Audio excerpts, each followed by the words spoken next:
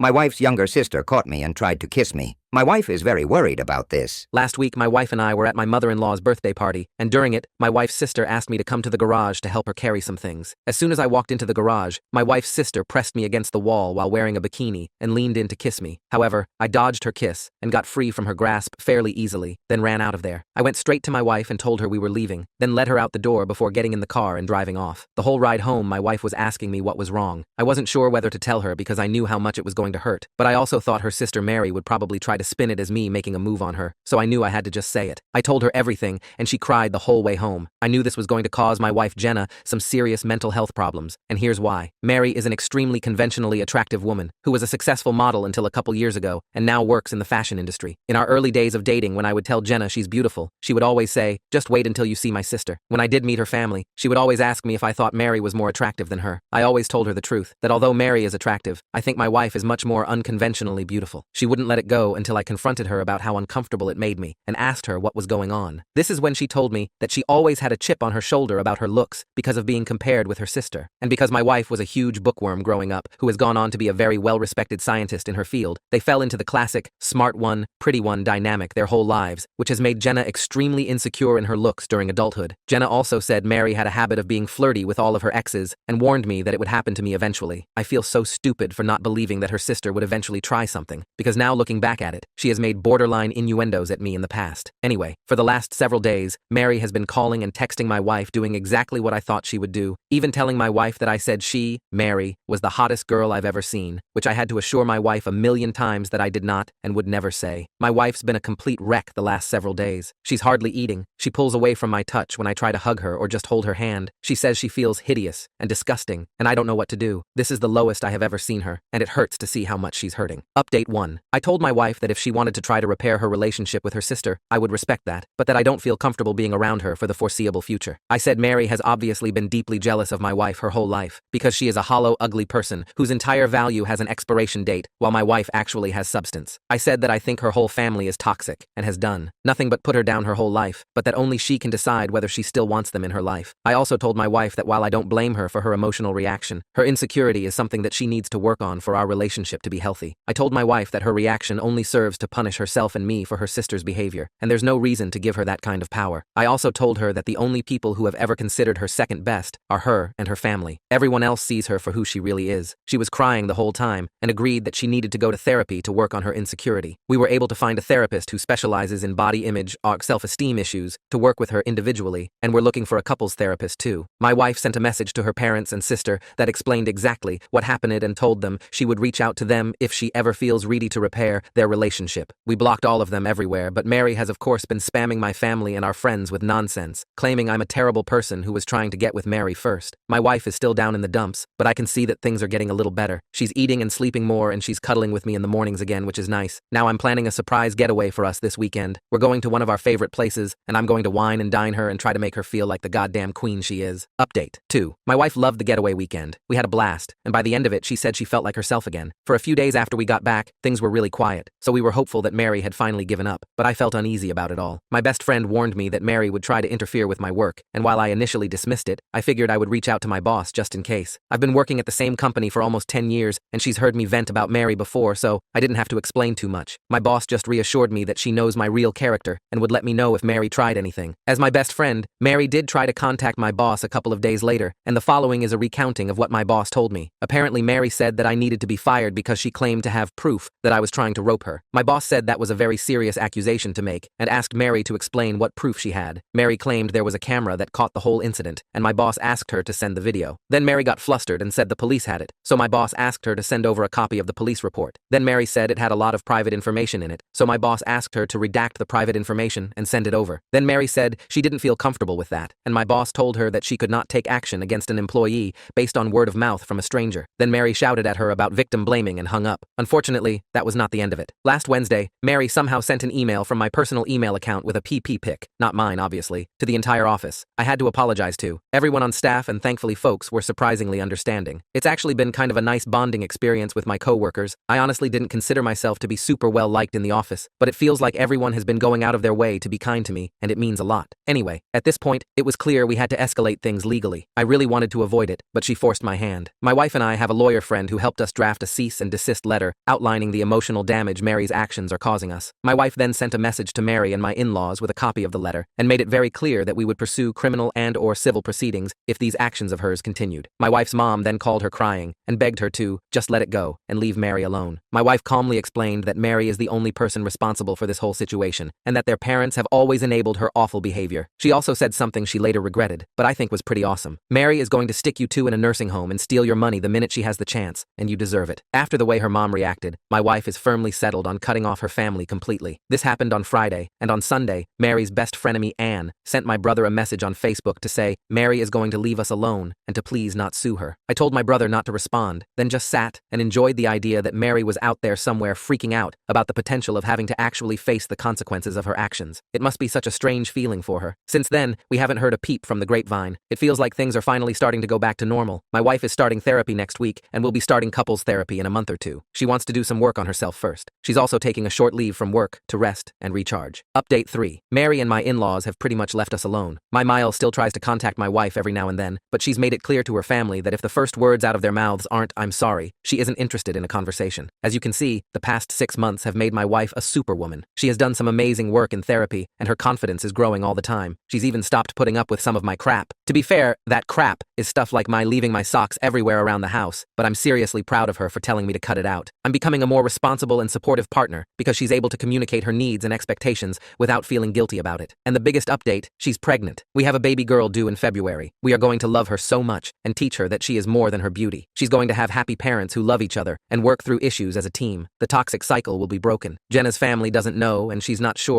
when she'll tell them, but if she does, there are going to be strong boundaries in place for how they can be a part of our daughter's life. And it'll start with family therapy. For now, she has one set of grandparents that will go to the end of the earth for her, and that's more than enough. My family has been absolutely incredible in their support, and they are so excited for us. Things are looking better than they ever have. Update 4. Jenna and I had our first daughter in February. She's amazing and we're doing great. We ended up moving away from Jenna's home state to mine to be closer to my family, and they've been incredibly helpful with the baby. We have not seen Jenna's family since cutting contact and blocking them everywhere, and we didn't tell them about the baby. Yesterday, we received a letter in the mail from my MIL and FIL. No idea how they got our address. Apparently, my FIL has been diagnosed with late-stage cancer and is being told he could be unalive in weeks. In-laws went on about how sorry they were for the way they handled the situation with Mary. They also apologized for the way they've treated my wife her whole life. They ended by saying they recently heard about the baby through the grapevine and want to meet their grandchild. To me, the apology seemed genuine. They went into detail on what they did wrong, apologized, and expressed remorse, and explained what they should have done differently. They said they hoped to earn our forgiveness with time and were willing to do family therapy to heal our relationship. Jenna is not having it. She feels like it's too little too late and doesn't want to respond. She also suspects that they're lying about FIL's cancer and just want to pressure us into reconciliation so they can meet the baby. It seems ludicrous, but I guess I wouldn't put it past them. I want to respect my wife's feelings around this, but I'm worried that if the cancer is real, she may regret not taking this opportunity for reconciliation before he gets put into a pack. I expressed this to her, but she is adamant, and I haven't broached the topic since. Update 5. It is with an extremely heavy heart that I must announce that my wife's family were not lying about the diagnosis. Jenna's father really did have cancer, and apparently, his last wish was to see Jenna one last time. He called her begging her to visit him so he could apologize in person, and this is when Jenna broke down. She realized what she had done, and an enormous amount of guilt started consuming her. We got into our car immediately, dropped our baby off at the grandparents', and drove off to the hospital to try to make it in time. The entire time, Jenna was blaming herself for being so rash, and then about 1 hour from the hospital, she got a call saying that she was too late and her father has passed away. We stopped at the nearest car park, and Jenna absolutely broke down. The funeral was dark and grim, and this event almost makes it feel like all of the progress Jenna has made has been undone. She's very bleak nowadays. She's plagued by guilt, and one of the nights she said she had a nightmare where she saw her father crying and reaching out to her. I am holding out hope, however, as my wife is an extremely strong person, and I know that she will be able to move on from this. She's actually decided not to contact her family still, as she feels that despite what has happened, this is not the right approach for her. Whatever she decides to do, I will be there for her, and we will focus on raising our beautiful baby daughter in a happy and healthy home.